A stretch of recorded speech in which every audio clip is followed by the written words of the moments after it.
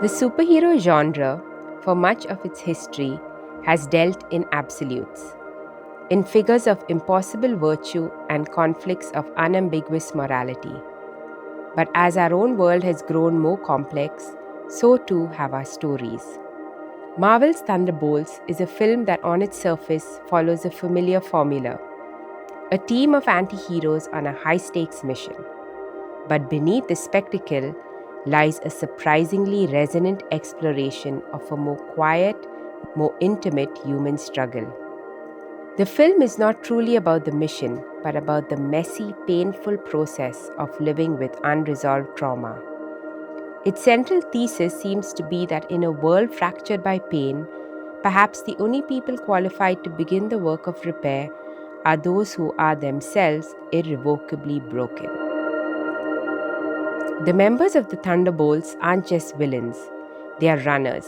Each one is an expert in avoidance, consumed by the parts of themselves they can't face. Yelena numbs her pain with work and a bitter sense of humor that keeps everyone at distance. She was a weapon, and now that she's free, she doesn't know how to be anything else. There's something wrong with me. An emptiness. I thought it started when my sister died, but now it feels like something bigger. Just a void. Bucky's void is 70 years of memories that aren't his, but the blood on his hands. He isolates himself, convinced that atonement is something you do alone, in the dark. John Walker runs from the fear that he's not good enough, hiding his insecurity behind rage and a shield he couldn't carry. He tells himself he's in control, right up until the moment he shatters.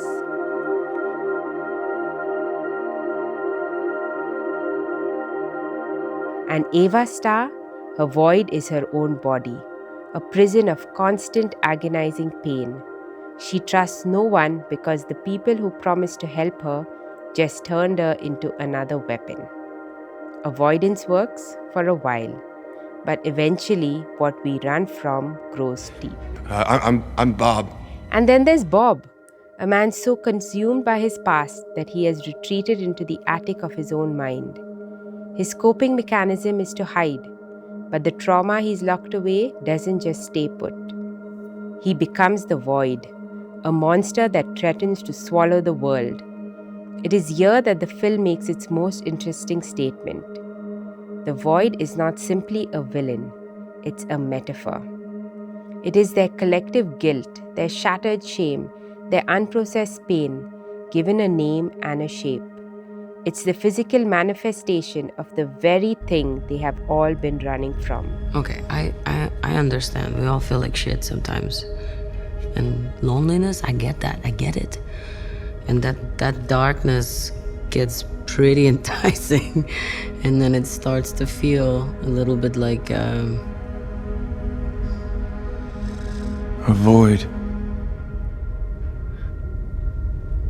yep, a void. There's a routine many of us know, even if we don't say it out loud. Wake up, scroll, work, scroll, sleep, repeat. It's the rhythm of avoidance. In the quiet hours when the noise of the day fades, we are left alone with ourselves. And for so many of us, that's the one person we're trying to escape. We all have a void, a place inside where we stuff our guilt, our shame, our trauma, and we build our lives around keeping that door shut. Their first instinct is to do what they've always done: fight it, to punch the darkness into submission. But you can't kill a memory. You can't outrun a feeling. The more they fight it, the stronger it gets. And they realize the only way to stop the monster is to reach the man hiding inside it. The film's quietest triumph is in what happens next. They don't fix him. They don't put him out by force. Instead, they stand with him at the edge of his darkness.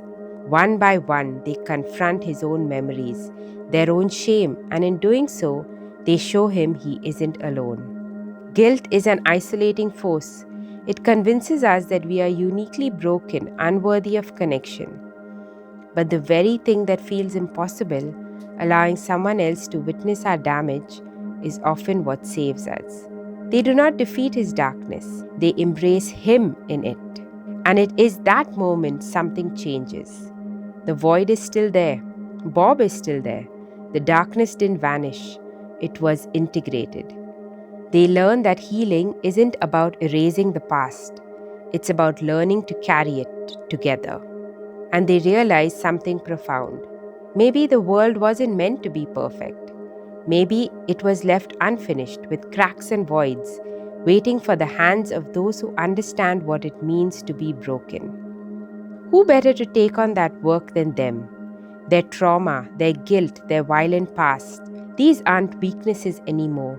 They are qualifications. This isn't a story about bad people becoming good. It's about damaged people who stopped running, looked into the abyss together, and decided to build something in the ruins. They can't erase the cracks in the world or the cracks in themselves, but they can stand in them together and begin the long, impossible work of the mend.